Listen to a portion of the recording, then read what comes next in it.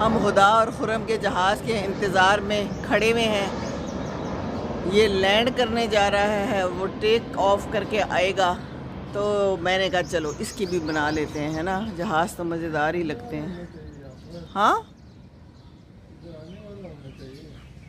और ये बता रहे हैं वजी के वो टैक्सी कर रहे हैं, टेक ऑफ कर चुका है।